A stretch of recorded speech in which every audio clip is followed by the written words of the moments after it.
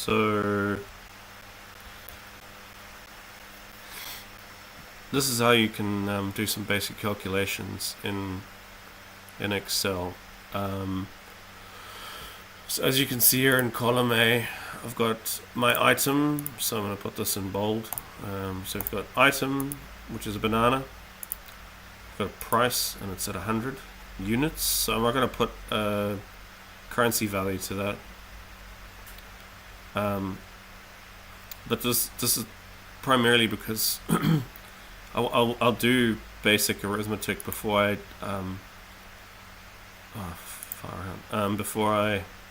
touch on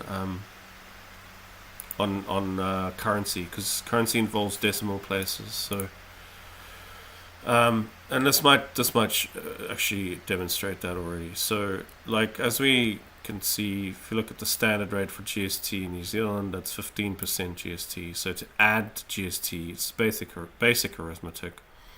So adding is to multiply the GST exclusive amount by 1.15%. Make note of the decimal place over there because of the 15%.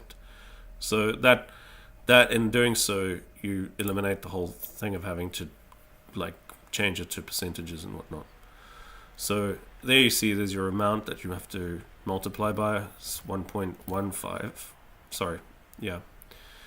So GST included, and this is an easy one. And again, this is your bread and butter Excel, easy peasy, equals and sum, and you'll see once you type that, it already understands you want to do stuff in that sort of within those parameters. So it's going to sort of autocomplete suggest things, and then you open up your brackets or your parentheses, and in this case, I would encourage you, if you're a beginner, to do this manually.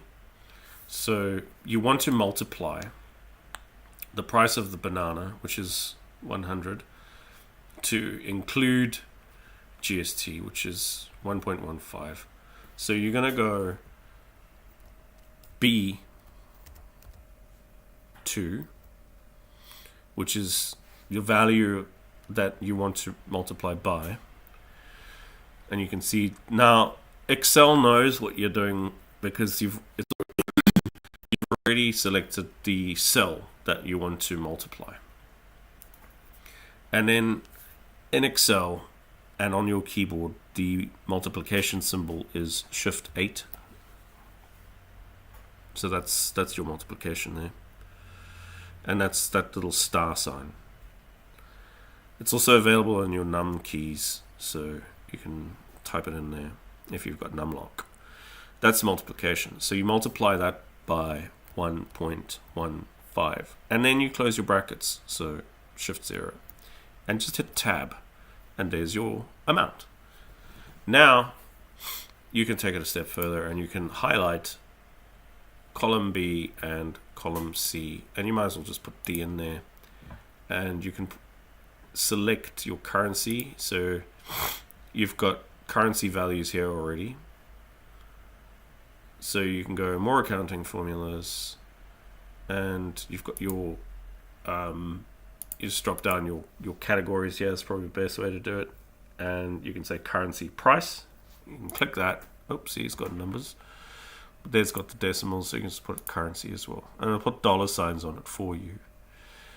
And if you go to more number formats, you can also do it in there as well. And you can choose, your options are slightly broader here as well. You can choose your decimal places and so on.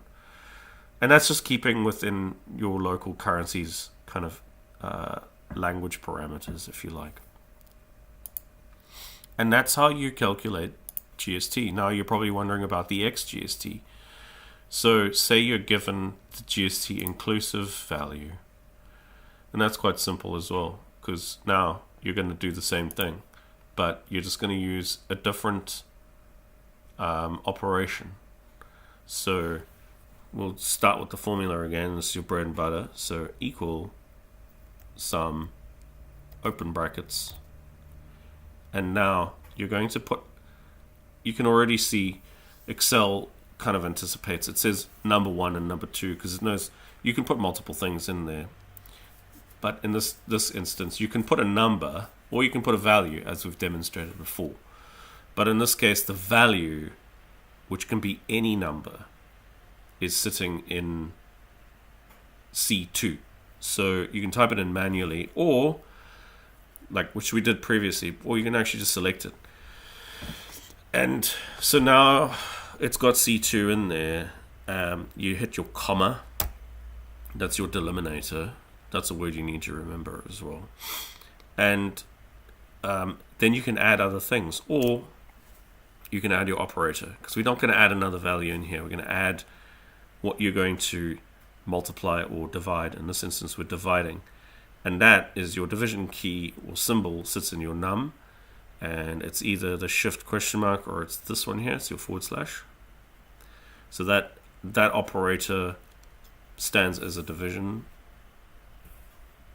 and then you go 1.15 and close your parentheses and then tab, and that'll reduce it back to XGIST. Now let's say that you have a peanut, and that peanut's value is 50 cents. And you've got a monkey that is particularly valuable, so that is going to be, say, $50,000. All right, and you've got a hut that you want to sell, and it's $100,000. And you don't feel like typing on all these formulas again and again and again. Excel is intelligent enough to know that you actually want to repeat this formula for those values. So in this instance, you can select 115, shift, select. So you're shift selecting this values of C2 and D2, and then over here you go into the bottom corner of this value that's highlighted, and you'll see here you'll highlight it, shows the cross. You hold down and click, right click, and scroll down, and what you're going to see here, and this is an interesting lesson as well, is you've got your gist and XGIST, but you've got hashes, and some people freak out when they see this as well, because they're like, oh my god, I've broken Excel. And actually no, you haven't. What it means is that your columns are just too small to represent the values that you've calculated. And so you can do one of two things. You can take your cursor and you can hover it between these two column dividers, and you can double click on them, and it'll expand them to the actual size that they should be, or the appropriate size to show you the values. In which case it can show you your price, base, GST included, and XGST, just as an example. Double click on the divider, expand there as well. So don't freak out if you see the hashes. It just literally means that the value is just too small, or too big to be shown. Sorry, not too small, but too big to be shown. So it doesn't mean you've screwed up your things. And you can continue to put things in here. So you can just say like clay pot, $20, and you can see now if you've dragged these values down far enough, like you can put that formula into the whole thing. It's going to sit there and it's going to wait for you. And as soon as you put something in there, and I'm going to sell my boat as well. That's only worth $30. Got a hole in it.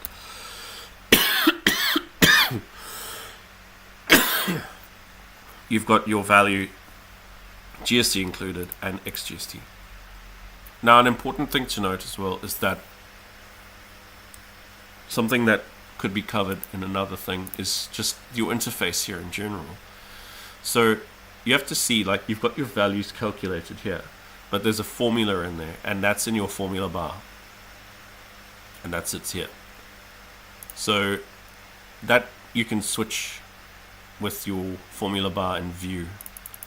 So you can see you've got view and home and data and so on and so forth, and in view you can formula bar or not, but I find it useful because you could actually click on a particular area and you can see if there's a formula in there or not.